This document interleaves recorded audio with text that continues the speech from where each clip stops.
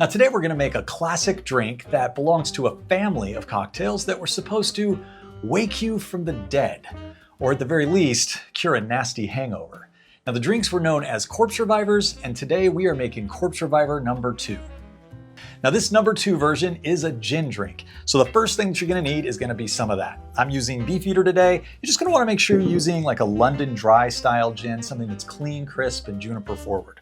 The next ingredient is gonna be Cointreau. This is a foolproof triple sec, and it's gonna add some orange and citrusy notes to the drink.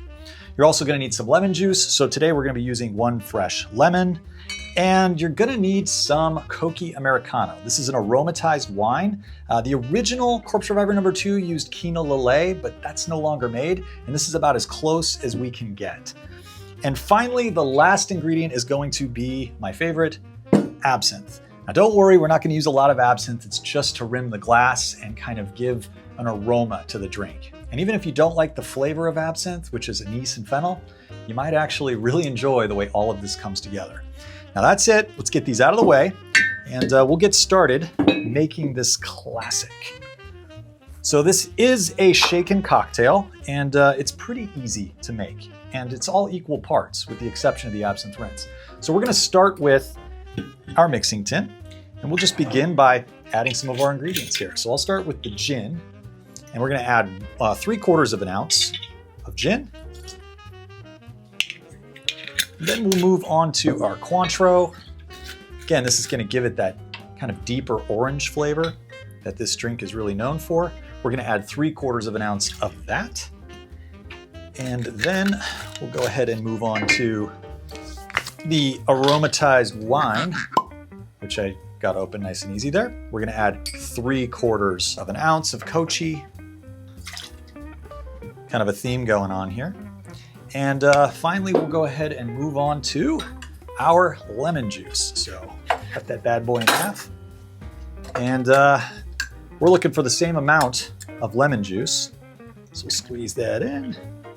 We'll go ahead and add 3/4 of an ounce of lemon juice right to the tin.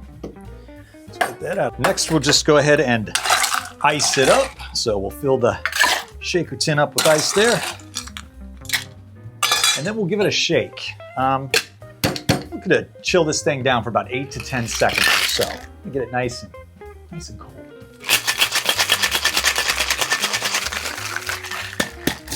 Okay, there we go. Nice and chilled and diluted. And I've got a nice little coupe glass here that is frozen. We'll go ahead and add our absinthe now. Now you could use a little spray or an atomizer, but I'm doing this the old-fashioned way. So we'll just drizzle a little bit of absinthe in there and give the glass a swirl. I actually like a lot more absinthe in my Corpse Revivers, but to each their own. Go ahead and dump that out.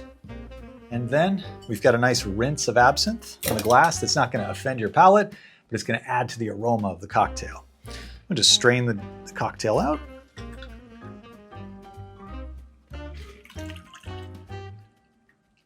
Alrighty, now that is gorgeous. All we have to do is garnish it. And usually, just garnish it with a cherry. So grab one of these, if I can get one out, and let a little bit of that syrup drain off, and just pop it right in. And there you have it. That is a Corpse Reviver, number 2. Oh man. You guys, that is one of my favorite cocktails of all time, honestly. I love the way the citrus and the absinthe work together. You don't really taste the absinthe as much as it sort of just permeates with aroma. The gin comes through, but the drink is way softer than you might think. It doesn't really taste strong, so you gotta be kind of careful with it. It could be kind of sneaky. Anyway, that's it, guys. That is the Corpse Reviver number 2. I hope you give it a shot, and let me know what you thought about today's episode. Maybe go down in the comments below, leave a little message, and don't forget to hit like and subscribe if you haven't already. And until next time, I guess we are on to the next drink. Cheers.